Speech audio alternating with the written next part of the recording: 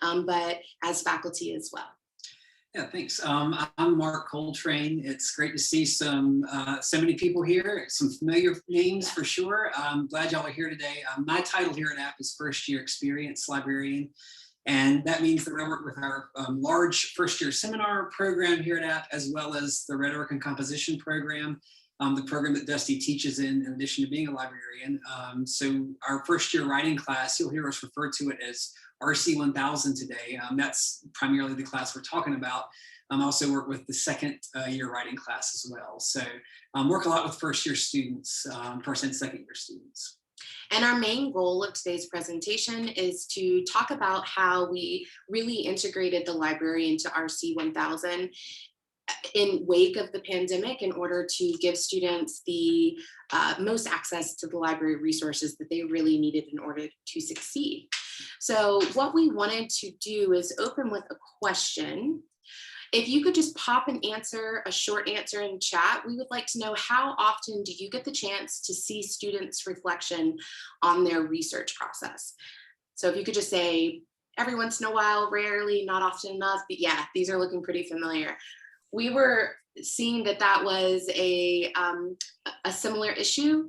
And I had this unique opportunity as an instructor and a librarian to really work with my students and see their reflection process and collect that information. A couple people had said that they do very often get to see that reflection, and I would love to hear more about this because we are definitely wanting to learn how we can improve our own integration and resources for the students.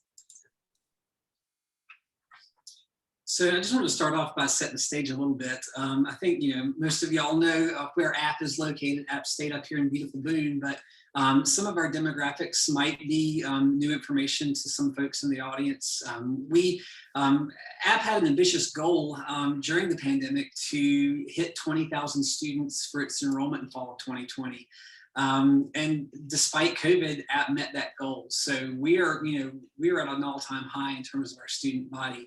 Among those, we have almost 4,000 first-year students. Diversity and inclusion, we know that's a very sort of a big focus of a lot of schools right now, and App is no different. As you can imagine, App is not super diverse, but the university administration really wants to make strides in that area. So the numbers right now are around 18%, but among those, there are other types of diversity. App has really made strides in terms of recruiting first generation students. We're right around 30% for those, and rural students is over 36%. So App is also really proud of its retention rate from first to second year.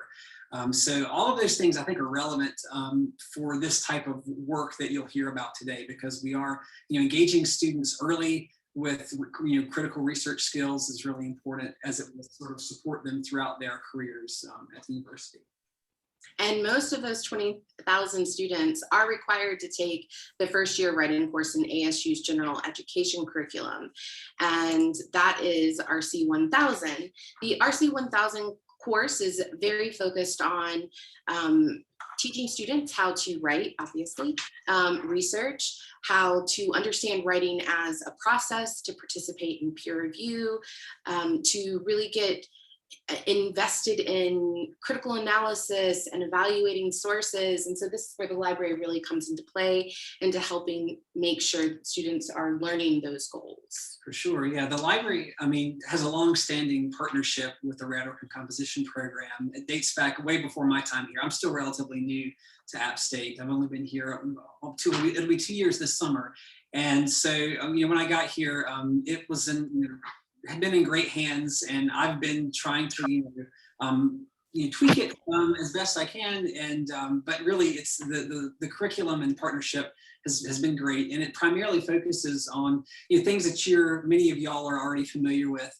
Topic selection and development, evaluating sources, talking about the different types of sources. We introduced the idea of peer review and scholarly sources, of course. So really the library curriculum itself is supported by one-shot classes. But this is an example of where we're trying to kind of take that one shot and scale it and make it maybe even more sustainable. And we'll kind of get into exactly how we did that in just a few minutes. So I did want to touch on a couple of the goals and outcomes for RC 1000 that we really focus on in the library. One of those is goal 2, which is students must exhibit increasingly critical thinking, reading, and writing skills. And the library really helps students accomplish this goal by teaching students the following skills. So this is a lot to fit into a one-shot session, but we do our best. Of course, locating and evaluating sources, analyzing and synthesizing those sources once they found them, and then of course documenting them. We don't really spend as much time on documenting sources. The Writing Center, University Writing Center, which is another close partner, they probably spend more time on that, but we do touch on it and the importance of it, of course. And we've started to do a little bit of curriculum mapping, and I've developed a chart that kind of aligns not only the RC goals and outcomes, but we've aligned those with ACRL frames. And in particular, research is inquiry is, of course, a no-brainer. Searching and strategic exploration, authority is constructed and contextual, and information has value. Again, those are sort of the ones we try to hit in our support of the Red Orchid composition, the first year writing classes. And again, we have made strides in terms of like maybe adding a second one-shot class to that. But here again, what Dusty and I are presenting on today really, I think will hopefully change that for the better if we can get a critical mass of faculty who adopt this model. Another goal that we want to make sure that students accomplish that is one of the RC 1000 learning outcomes is that students must gain increasing ability to research and write in various environments. And we really help them do this by creating a space for them to use a variety of technologies. Here we have Zoom. That's something that a lot of students are interacting with now. But also, of course, we have App Search, the catalog, databases. We look at Google Scholar and really try to give students introductions to lots of different access points to various modes of technology, whether this is even just a Padlet or other technologies that they can use and learn and integrate into their research process. And another one that we use a lot is Google Slides, a lot of the Google Suite products. And again, I know many of you are probably already doing some similar things, so we would love to hear about how you're integrating technology to support the research process as well. So sort of setting the stage a little bit, I already had goals. Again, I mentioned that I've only been here for about 2 years. And so coming in, the curriculum itself for Red Orchid composition was in great shape, but I had some ideas on, kind of tweaking it a little bit. And one of those was to redesign the course LibGuide. I had some, goals there to try to get that done within my first year or so. Then the pandemic hit, so I sort of sped up a little bit to try to get something ready to go, especially in time for fall of 2020. The majority of the first year writing classes certainly shifted abruptly to online back last spring, but in the fall, we kind of got information relatively early that most of those classes would be asynchronous. And almost all of them were online, I believe. So my goal was to get a new sort of package of materials ready to go. And again, I based the new LibGuide on the old LibGuide largely, but my goal was to streamline and prioritize content. And Dusty's going to pull up the guide to show you all what, just to sort of give you a glimpse of it. But the previous guide was really great. It was very thorough. But I was trying to get away from having lots of tabs and lots of pages. And so I essentially just created one long scrolling page, which I know there are different probably schools of thought or philosophies on that. But what you see sort of in the center, sort of to the right, is sort of the primary content. And again, it's focused on, topics that y'all are no doubt familiar with, like how to get started effectively, how to choose a research topic. I know, we've gotten a lot of mileage out of the NC State, choosing your topic as research videos and other things like that. We really utilized a lot of OER and things like that in our redesign. But I redesigned this with a colleague named Emma Sobczak-Shell, and we really wanted to kind of create something that could stand in the place of a synchronous session. So if the classes never got, never had the benefit of meeting with the librarian, how could we still sort of duplicate what we cover in a one-shot session in a guide form? And that's what we tried to do here.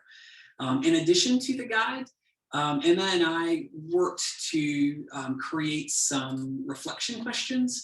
So if someone like Dusty wanted to not only like add the guide as a supplementary resource, if students chose to use it, but they actually wanted to integrate it into the course, there was a sort of a parallel set of reflection questions that they could use in discussion boards, or other ways, so they could actually have evidence that students engaged with the guide and were reflecting on that research process. Lucky for us, Dusty decided to kind of take that a step further, which was really exciting.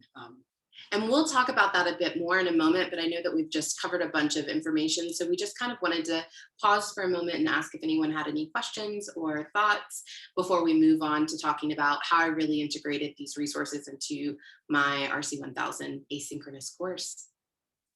And feel free to unmute yourself or pop a question in chat if you like.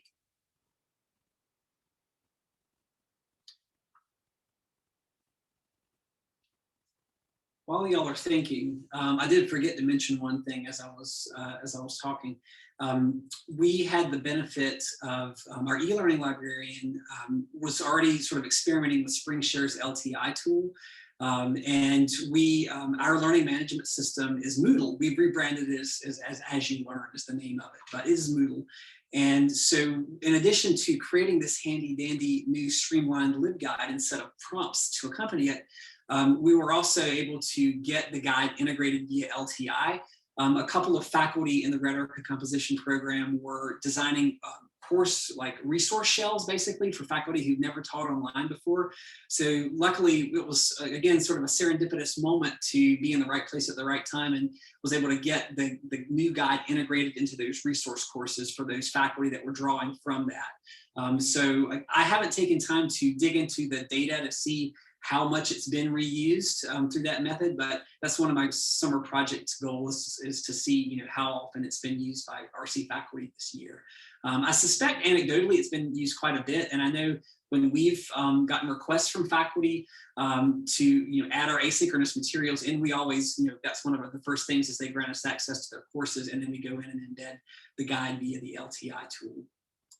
And I'll actually pull up my As You Learn for one of my courses so that you can see exactly what we're talking about, the way that it's been embedded into the course. So I'm going to share my screen again and pull up one of my courses. So this is an RC 1000 course. At the very top, I've made the research guide accessible from the homepage of our course. So you can see that that guide is embedded within As You Learn, so they never have to leave the LMS in order to engage with the content. But I've taken a step further, like Mark talked about. And so each section of the library guide, I also incorporated into my weekly modules. So for example, in week 2, you can see that I have embedded the research guide in the module. I also made a link available to the video that's in the module, and I based a forum on the writing prompts that Mark talked about. So it really was kind of this perfect storm. Everything Emma and Mark have been working so hard to make these resources for students. And when I came on in July, the very new librarian, Mark had said, hey, do you want to look over the RC 1000 guide and these writing prompts? And I loved them, and I wanted to find a way to work them into my course. And the way that I did that was not only by doing discussion forums like what you're looking at here, but I also had them had the writing prompts incorporated into critical reflections that my students were required to do after each draft of each paper. So some question in the critical reflection will reference the research process. And so it's been really productive to see students starting to engage with these materials and really reflect on their research process. So I'm going to stop sharing and go back to our presentation. And I wanted to talk about what we've kind of been discovering by seeing students reflect in this way. One of the really big things is that students are really learning and using new skills, and particularly they're starting to use information literacy language that can be seen in their writing and reflection. So if you were to ask a student, what sources did you use for your paper? Instead of them simply saying, I used a website, I used a book, students were starting to make really thoughtful responses. Like when I asked them what types of sources did you end up using for this essay, they responded, the sources I used were secondary sources as they are not firsthand account of an event. And so students were really starting to think about using the language that they were learning. And this was the first time that I'd kind of seen this and had an opportunity to hear them using information literacy language. Another thing that we decided to do was a forum discussion that was focused on the politics of a citation. And this was an activity that we were really able to integrate and work on in two different levels because of this close relationship with the library and the integration into the course. So last semester, when we were completely asynchronous, at the end of the semester, the university and of course me, we asked the students, what did you want more or what was missing? And hands down, university-wide and in my class, students said more engagement, more engagement. And so I wondered what that would look like for an asynchronous class. So I talked with Mark and I said, would you be willing to do 2 sessions so I can offer different times to students, so hopefully they can come to a synchronous library session at a time that works for them. And I decided to do it around week 8 because I wanted them to have some experience with the reflection, the discussion forums, and also with the research guide, and to come into the library session prepared to learn new things and also talk about some of the skills that they had been learning so far. And one of the things that we decided to add was this politics of a citation activity. Yeah. I'll let Mark talk a bit about that. So I mentioned serendipity before, and I'm mentioning it again. So citational politics was something that was new to me, and that probably speaks to my level of privilege, I suppose. It's something that I hadn't really been exposed to before or thought about. But I was in a Gen Ed, a campus-wide Gen Ed meeting in the fall, and the theme of the meeting was talking about diversity and inclusion and how can we make our Gen Ed curriculum more inclusive. And one of the faculty attending that mentioned citational politics, and the example that she used was, if students are reading academic journal articles and they look at the references list, and let's say it's a young woman student who sees nothing but men cited, will that affect her sort of decision to go into a STEM field, for example, or to go into science? And that sort of just set off lots of light bulbs in my brain. I was so excited by this idea. We talk a lot about the CRAP test or the SIF method, but introducing this new sort of layer of evaluating sources, thinking about the citation as a political act, I loved it. I mean, it's a very timely topic. And so I kind of tucked that idea away because I really wanted to figure out how to integrate it into our one-shot sessions and in our interactions with students. And luckily, again, I mentioned it to Dusty early in the spring semester or late in the fall, I can't really remember. And she was excited to maybe let's try something in her class. So we worked together to create a lesson plan for that synchronous library session. And that's where we introduced the idea. I introduced it through the presentation that I gave, in addition to the other evaluation criteria, we talked about that. And I used an example. Lots of students who were in her class were writing about climate change. So the common reading book for App State for this year was a book called Rising by Elizabeth Rush. And it's about sea level rise. It's a very wonderful book. And since so many students were writing about climate change in this class, I used her as an example about how she, as an author, made an effort to seek out marginalized voices and embedded herself with these communities around the U.S. To really use those to be the framework for the book. And so, she made an effort to get in, pull in, voices that might not be a part of the climate change conversation, that might be kind of forgotten about. She didn't really cite as much scientific data. She was getting firsthand, accounts. And so introducing it in that way, we thought would lead to some, really interesting conversations with students. We took it a step further, and in our activity towards the end of the synchronous session, we have students complete a research log, and we know that's a common activity. But after students find some sources, they drop them in a Google sheet that we've shared with the class, and then we have a series of questions that they answer. And several of those questions were specific to this idea of taking a deeper dive, looking at their sources, Granted, we have a very small amount of time in a 50-minute class for them to do that, so it's only so deep that they can get, but really giving them, trying to kind of push them a little bit to kind of dig a little deeper, and looking at the voices that their sources are citing to kind of think more critically about those, and asking themselves, are there voices that are being left out of this conversation? Seemed like a really wonderful activity to try with first-year students, to get them thinking about these questions really early in their college careers. And it went pretty well. I think there is room for improvement, as Dusty will share.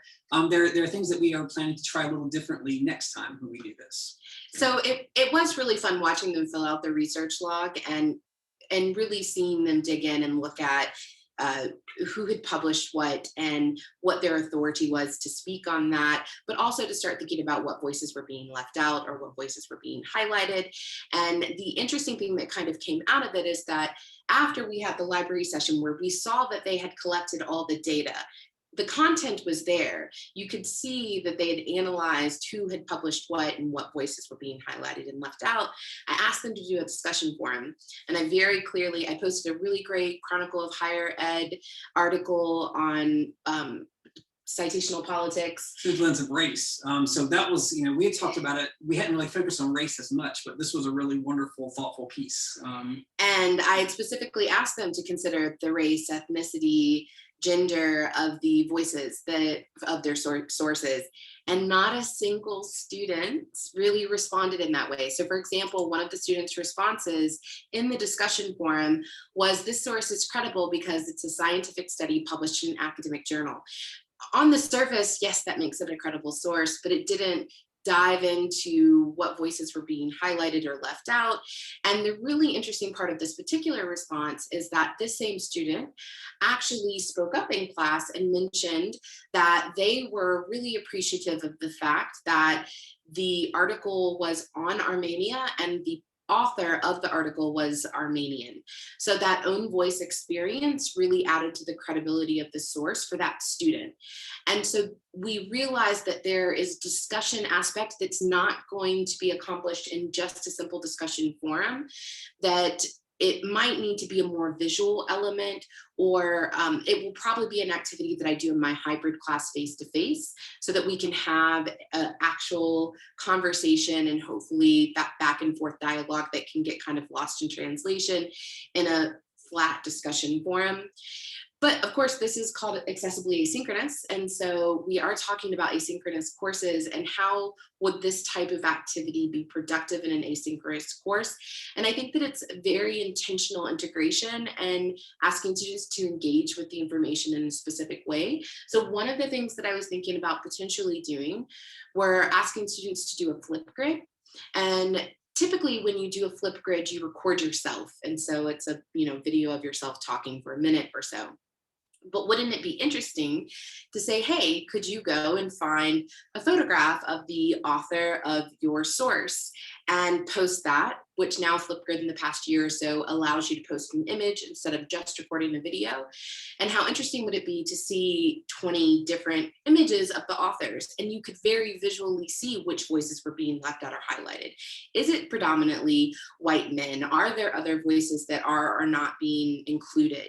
And so we just have to think a little bit more going forward about how this integration process can work in lots of different ways, and especially with important conversations like diversity and inclusion and this activity that we decided to integrate into the course. Yeah, I think giving more space for it in this session itself, maybe doing a flip classroom for some of the other content that we cover, having students review that so we can spend more time kind of getting at this.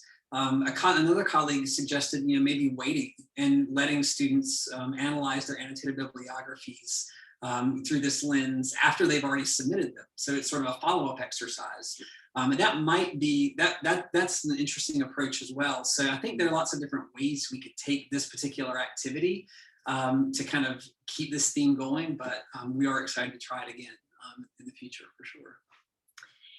So this brings us to talking about what the next steps might look like. And you've heard us talking about in some ways that we want to make adjustments. One thing that I would like to do is my class will be hybrid next fall. So in addition to keeping all of the integrated elements, I'm going to choose to do one synchronous Zoom session and one face-to-face library session, pending that everything allows for that type of classroom teaching.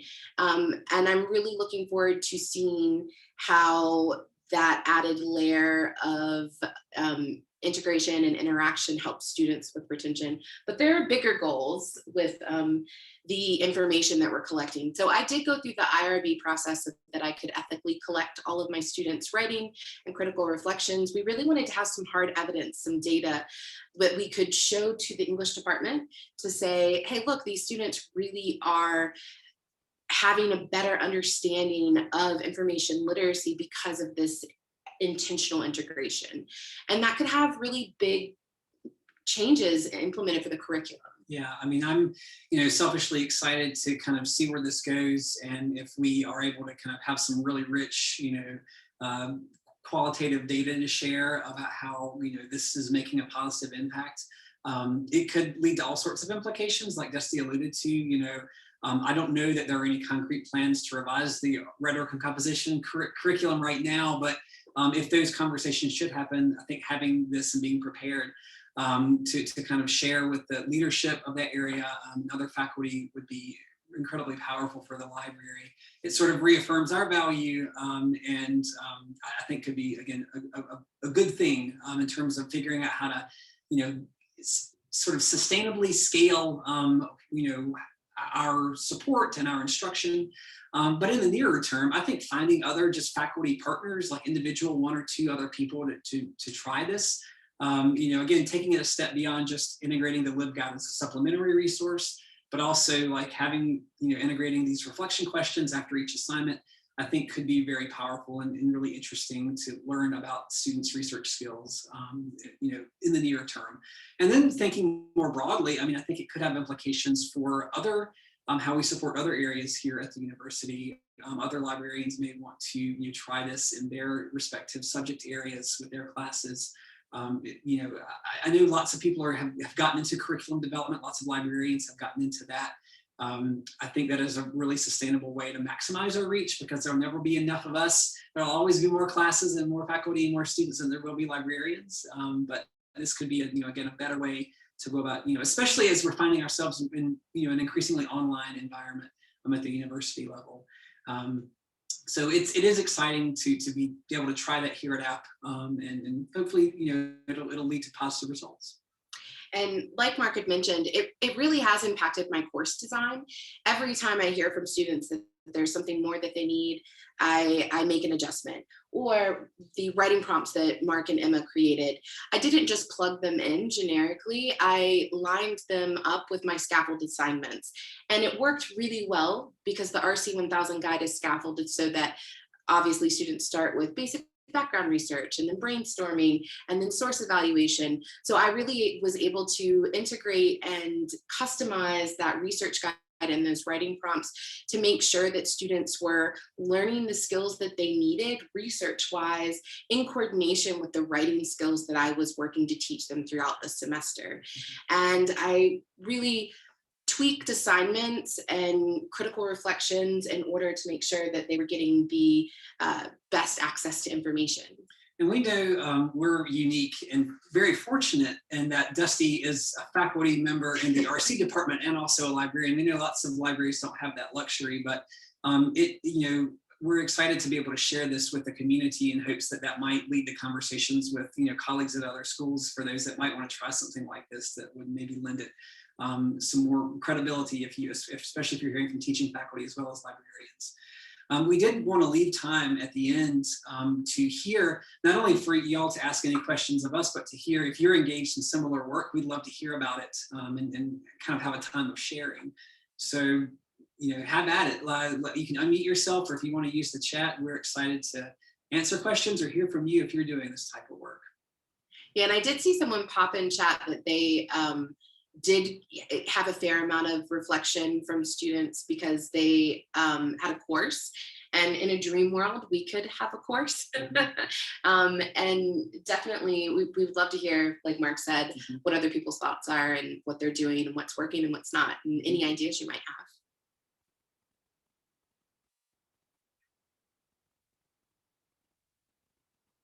Messages in the chat here. So Dana says that's a great idea to take a visual approach to the citation analysis. Thank you. It kind of was an on the cuff thing that I thought about doing, but I thought that it would give a lot of students are visual learners, and clearly that conversation missed the mark in the forum. But if you had an image in front of you, it might be a great way to really see what you were learning about. And Jenny says, hi, Jenny. I've never tried talking to a first year undergrad about the politics of the citation. Usually I talk to capstone level undergrads, grad students about this, but I think it's really cool to start the conversation early. I agree, Jenny. I think that the earlier that we start to have students analyzing this type of thing, the more conscious they are going to be that it's a thing that they need to consider. Yeah, I mean, it's because of the way that Dusty has organized and designed our class. We often don't have the time to have these types of conversations, and it's probably better, often saved for upper level students. But because Dusty's kind of building in some of these other things that we typically have to cram into a one shot, it frees us up to have more, deeper conversations that I would love to have with first year students like this. I think that's a testament to this type of design model, is that it does free us up to kind of take deeper dives on things that we don't always have the luxury of doing in a 50 or 75-minute session. And I'll definitely keep the citational politics assignment in my course, but I also want to think about when students come to us and say that they want to, know more about something, or there's something missing from the course, it really does give us an opportunity to kind of integrate it and explore it in a new way. And I like the, opportunities that could provide. Yeah. And I've actually, circling back to the LibGuide for a moment, some of the RC faculty were really wonderful and gave me some great feedback. I've already actually got a slightly redesigned version of what you all just saw. I didn't want to roll it out mid-semester, so I'm going to be pushing that out over the summer in anticipation of the fall. The changes aren't drastic, but they are significant. And again, I was excited to get some feedback from some rhetoric and composition faculty for both that guide plus the version of it for 2001, which is the second year class. We really are trying to make the best of all possible guides. It's hard to make something one standardized tool, like a one size fits all solution for courses that can vary so much. But if you get the right amount of feedback from the stakeholders, I think it can be done, to an extent. So it's exciting that we do have some buy-in from faculty on that. Any other questions or comments, or would people like to share if they're doing this type of work? We'd love to hear from you. It looks like April has said that she's revamping her credit bearing course that really picks up a lot of first year students. Mm-hmm. And she wants to include this topic. You teach a 1 credit info lit course. We would love to do that. Yeah. we do here at App, since we have a little bit extra time, in our first year seminar courses, there is a requirement for a set of information literacy modules that the library has designed, and a colleague and I just redesigned those. And I know that in the RC side, in the first year writing courses, I think faculty are interested in learning more about that, and creating more of an intentional sort of bridge between the first year seminar and the first year writing classes. Students may take those together in the first semester, or they might take them a semester apart, but they do happen in that first year. So that's some more maybe collaboration potential, or curriculum sort of intentionality that we can kind of focus on moving forward, is like making sure that the first year seminar and first year writing are maybe more intentionally aligned. Students have complained that it's repetitive, that they get the same messages or types of information literacy instruction in both. There's nothing wrong with a little repetition, in my opinion, but I think maybe if you frame it or kind of dress it in a slightly different way to kind of fool the students a little bit and maybe make them think it's slightly different, that could be a way to get around that. But I think that's really important. And Dusty's pulled up the article.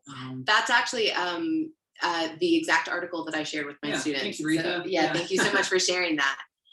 And Jenny just made the decision to stay online, synchronous and asynchronous options with our IL instruction of our first year writing program among the first year courses for next year to reduce traffic in the library as we still deal with COVID. You're welcome for the great ideas, and we're having very similar conversations.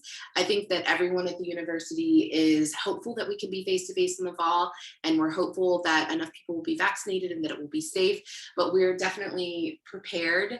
And I think that there are some accessibility things that have been possible because of COVID that we definitely don't want to see go away. I know a lot of people have talked about how beneficial our research program sessions, the one-on-one research sessions with students have been in the online environment. And I do believe that synchronous sessions in Zoom will continue to be important. And I do believe that one of the exciting things that we learned this semester is that you can do a synchronous course with asynchronous students and they want to see you and they will show up. And that was a really important lesson for us to learn, that students had this need and we were able to provide that to them. Yeah, the trick is convincing maybe other teaching faculty that a synchronous library session and an asynchronous course is viable.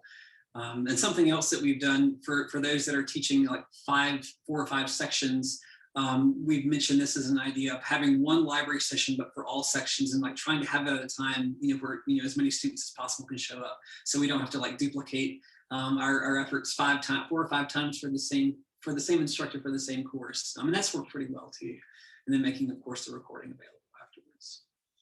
Yeah, and like Sam is saying, hi Sam, as Sam is saying, accessibility for students to librarians, it's been great. And so I do hope that that can be a good lesson that we've learned and hold on to going forward. And I think if the students are aware and they see the benefit, like the teaching faculty has made strides and efforts to add, being so intentional about adding the librarian, I want to believe that will increase their engagement with the library resources generally, that they'll see that the faculty members taking it very seriously, the teaching faculty is taking it very seriously, they will too, and be more inclined to again, access our support. Other questions or comments? Thanks for the great discussion in chat. Yeah. We really appreciate y'all sharing. Thank you, Dusty and Mark. If there's no other questions, or does somebody have a question, or no? Maybe it's just myself. Heard some feedback there, but yeah. So if there's no other questions, I think we can go ahead and wrap it up. And if you'll send me your slides and everything, I'll share that with folks. But I really enjoyed this presentation. It really relates to what I do in my work at Lenoir-Rhyne. Yeah. Awesome. Yes, we do. Again, we have a slideshow, an actual slideshow design that we're going to share with everyone. And if anyone has any questions, please do get in touch with us. We'd be excited to hear from you. It's great. Again, great to see so many familiar names and faces. Yeah. Thanks for coming. Well, enjoy the good weather in Boone. Yes, we will. Have a great day, everybody. Bye-bye. Bye. Thank you.